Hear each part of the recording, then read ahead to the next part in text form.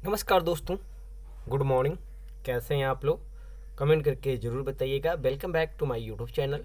मेरे YouTube channel में आपका स्वागत है दोस्तों। एक बड़ी खबर, एक बड़ी अपडेट आ रही है कि भुखमरी के कगार पर नवनियुक्त शिक्षक 3 महीने के बाद भी नहीं मिला वेतन। जी हाँ, जो नवनियुक्त शिक्षक हैं उनको फरवरी में ही ज्वाइनिंग दिया गया था, स्कूल में योगदान कराया गया था, लेकिन अभी तक इन शिक्षकों का वेतन नहीं मिला है। और उम्मीद क्या जताई जा रही है कि भी कितना दिन और वेट करना होगा, क्योंकि एक तो इन लोग का पेमेंट कम, ऊपर से 3 साल में इनका ज्वाइनिंग हुआ है और 3 साल में ये भुखमरी पे कर्जा लेकर फॉर्म भरे थे और ऐसा स्थिति हो गई है कि स्कूल जाने के लिए इनके पास पैसे नहीं है। फिर भी सरकार सुनने के लिए तैयार नहीं है और अभी तक इनको पेमेंट यानी कि वेतन नहीं दिया गया है। आर्थिक तंगी से जूझ रहे छठे चरण में नियुक्त टीईटी सीटीईटी उत्तीर्ण शिक्षक जिनका सत्यापन हो चुका है, लिस्ट किया जाए सार्वजनिक, जल्द हो वेतन भुगतान। मेराज खान। तो चलिए इसका अपडेट हम आपको बारी बारी से देते हैं। हमको पता है कि हर एक टीचर इस स्थिति से गुजर रहे हैं, चाहे क्यों ना वो 6 बीघा या 10 बीघा के मालिक हो, लेकिन पैसा पैसा होता है। समय वार्ता संवाददाता के द्वारा से न्यूज को प्रकाशित किया गया और न्यूज अररिया से छप के आ रही है। छठे चरण की शिक्षक बहाली प्रक्रिया समाप्त हुए 3 माह से अधिक होने जा रहा है, लेकिन सत्यापन कार्य में बढ़ती जा रही है। शिथिलता के कारण अब तक वेतन भुगतान नहीं किए जाने से नवनियुक्त शिक्षक भारी आर्थिक तंगी से जूझ रहे हैं। टीटी प्रारंभिक शिक्षक संघ बिहार जिला इकाई अररिया, जिला संगठन संरक्षक सत्यम कुमार और जिला अध्यक्ष आफ्ताब फिरोज द्वारा संगठन के सदस्यों को सम्मति से छठे चरण में नवनियुक्त शिक्षक मेराज खान को कार्यकारी जिला अध्यक्ष मनोनीत किया गया। इस मौके पर नव मनोनीत कार्यकारी जिला अध्यक्ष मेराज खान ने कहा कि जिला शिक्षा पदाधिकारी को संज्ञान लेना चाहिए कि हम लोग किस प्रकार से इस महंगाई के दौर में आर्थिक तंगी से जूझ रहे हैं। विभागीय अधिसूचना तथा प्राथमिक शिक्षा निदेशक प्रशासनिक अधिसूचना के माध्यम से बिहार पंचायत प्रारंभिक शिक्षक नियोजन एवं सेवाशर्त नियमावली 2012 यथा संशोधित एवं बिहार नगर प्रारंभिक शिक्षक नियोजन एवं सेवाशर्त नियमावली 2012 यथा संशोधित में निहित प्रावधानों के आलोक में शिक्षक नियोजन वर्ष 2019-20 के अंतर्गत नियुक्त शिक्षकों के सभी प्रमाण पत्रों के सत्यापनोपरांत वेतन आदि के भुगतान का निर्देश संसूचित है। इस संबंध में निर्देश है कि वैसे नवनियुक्त शिक्षक जिनके सभी प्रमाण पत्रों का सत्यापन पूर्ण हो चुका है, वेतन भुगतान की कार्रवाई की जाए। बिल्कुल सही बात है। जिन टीचरों का वेतन डॉक्यूमेंट वेरिफिकेशन हो गया है तो उनको रोकने से क्या फ़ायदा, उनको तो कम से कम सरकार को, शिक्षा विभाग को पेमेंट कर देना चाहिए, क्योंकि उनकी स्थिति क्या है ये भी विभाग जानने के लिए तत्पर नहीं है। कार्यकारी जिला अध्यक्ष मेराज खान ने मांग की है कि प्रमाण पत्र सत्यापन कार्य में तेजी लाई जाए।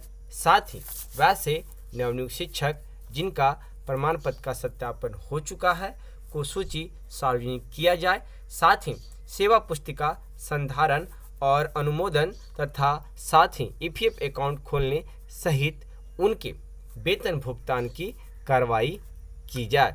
अगर इस तरह से ऐसे मांगों को पूरा किया जाता है तो जल्द ही इन शिक्षकों का वेतन मिल सकता है। अन्यथा 60% न्यूनतम अंक के बिना ही हो गया नियोजन। जी हाँ, यानी 60% पूरा नीचे का अंक है और फिर भी उनका नियोजन कराया गया। यहाँ पे देख सकते हैं नियोजन इकाई के सदस्य सचिव को शो कॉज नोटिस। शिक्षा के सभी कार्यों पर डीईओ ने लगाई रोक। ये मामला बिस्पी का है, यानी कि जब बिस्पी आता है तो समझिए मधुबनी जिले की बात की जा रही है। और इस न्यूज़ को निजी संवाददाता के द्वारा हिंदुस्तान पेपर में आज प्रकाशित किया गया है। तो चलिए इस खबर को विस्तार से देखते हैं कि क्या है 60% न्यूनतम अंक के बिना ही हो गया नियोजन।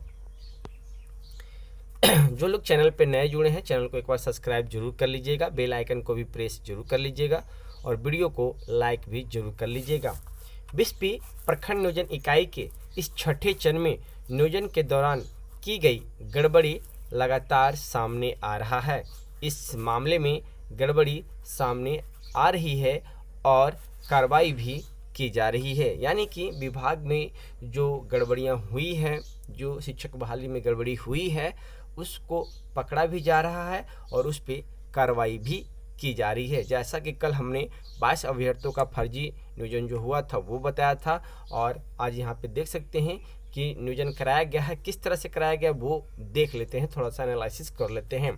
प्रखंड नियोजन इकाई के एक मामले में टीईटी व सीटीईटी में समान जाति के लिए न्यूनतम 60% अंक के बिना ही शिक्षिका का नियोजन कर लिया गया। देखिए, ज़्यादा मामला सीटेट और बीटेट में ही लोग पकड़े जा रहे हैं, और ख़ास करके सीटेट में किसी का सीटेट का रिजल्ट लेके एडिट कर लेते हैं। हमने कल भी आपको बताया था और बहुत पहले भी ये चीज़ को आपको जिक्र किया गया था कि जो भी फाइनल मेरिट लिस्ट जारी होता है, आप जिस जगह से हैं उस जगह से कम से कम आप ऊपर का, नीचे का छोड़ दीजिए, ऊपर का आप चेक करना कीजिए। आपके नीचे जो होंगे वो कम से कम तो ये चेक करेंगे ना।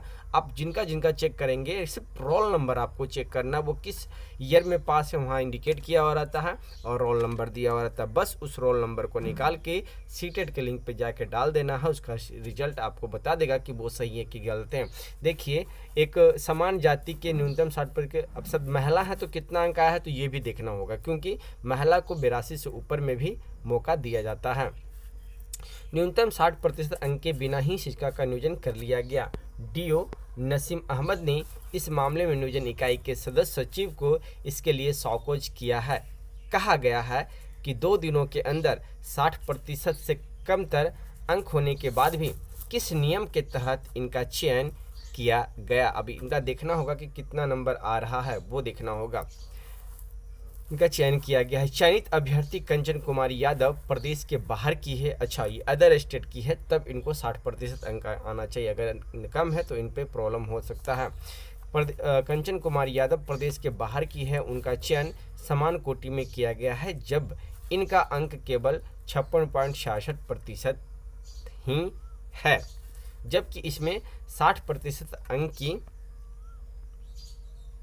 अनिवार्यता है। इस संबंध में सदस्य सचिव ने जवाब में तकनीकी विशेषज्ञ के रूप में डीपीओ माध्यमिक शिक्षा और बीओ बिस्पी की देखरेख में काउंसलिंग की बात कही गई है। देखिए, इसे अमान मानते हुए डीओ ने सदस्य सचिव से स्पष्टीकरण मांगा है। अगर इस तरह से लिहाज तो देखा जाए तो बहुत सारे महिला अभ्यर्थी बाहर हो सकते हैं, क्योंकि जनरल में 60% लिखा गया है, लेकिन इसमें महिलाओं को छूट भी दिया गया है कि जो महिला 82 से ऊपर यानी कि 55% से ऊपर आते हैं उनको मौका दिया जाए। ऐसा कोई लेटर जारी नहीं हुआ है, इसलिए बहुत सारी महिला हैं जो 85-86 नंबर ला के भी बिहार में सिलेक्शन हुआ है। अगर इस तरह की बात आती है तो सामने समझिए कि बहुत सारे शिक्षक इस नियोजन से बाहर हो सकते हैं, अगर जांच पड़ताल सही से किया जाएगा तो।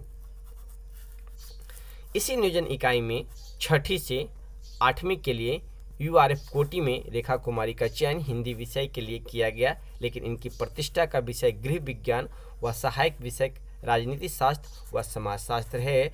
आरबी के रूप में हिंदी विषय रखा गया। विभागीय प्रावधान के अनुसार हिंदी विषय में उनके नियोजन को वैध नहीं माना गया। डीओ ने इस संबंध में भी सदस्य सचिव को अपना पक्ष 2 दिनों में रखने का आदेश दिया गया है। तो ये सारा डिटेल, सारा अपडेट हमने अपने YouTube चैनल के माध्यम से आपको दिया दोस्तों। और भी कुछ बड़ी खबर, बड़ी अपडेट आए तो उसका भी अपडेट हम आपको जरूर देंगे। फिलहाल ये वीडियो आपको कैसा लगी आप हमें कमेंट करके बता सकते हैं, और ऐसे ही वीडियो न्यूज़ पाने के लिए आप हमारे चैनल पर बने रहें। फिर मिलते हैं एक नेक्स्ट वीडियो में। धन्यवाद दोस्तों।